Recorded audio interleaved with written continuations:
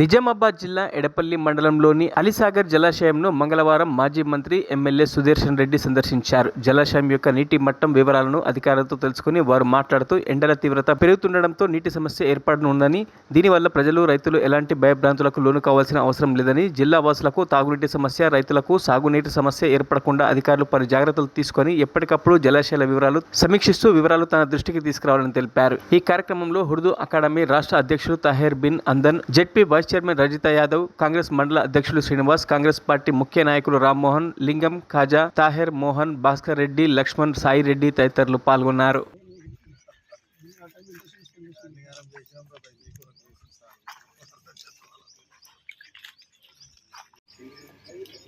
కార్పొరేషన్కు మరియు కొన్ని పంచాయతీలు కలిపిన గ్రామాలకు అన్నిటి కలిపి బహుశా ఇంకా 4 ఫీట్లు ఒక 5 రోజుల్లో ఫిలప్ చేసుకుంటే అప్ టు జూన్ వరకు డ్రింకింగ్ వాటర్ ప్రాబ్లం లేకుండా మెయింటైన్ చేయొచ్చు.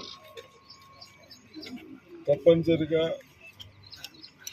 మన అధికారులు కూడా ఎటువంటి నిర్లక్ష్యం చేయకుండా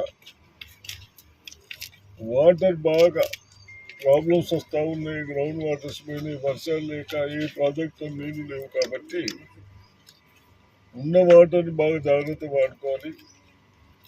అదేవిధంగా ప్రజలకు ఇబ్బంది కాకుండా ఏదైతే ట్యాప్ వాటర్ ఇస్తున్నామో దాన్ని కూడా జాగ్రత్తగా ఇచ్చుకుంటూ జూన్ వరకు మేము ఫిలప్ చేసి ఇచ్చే బాధ్యత మాది. తర్వాత కార్పొరేషన్ వాళ్ళ ఇంజనీర్లు, అక్కడ ట్యాప్స్ వదులుతారు, అందరూ కలిసి ఎక్కడ కూడా ఏమి ఇబ్బంది రాకుండా ప్రజలకు జూన్ వరకు మళ్ళీ వర్షాలు పడే వరకు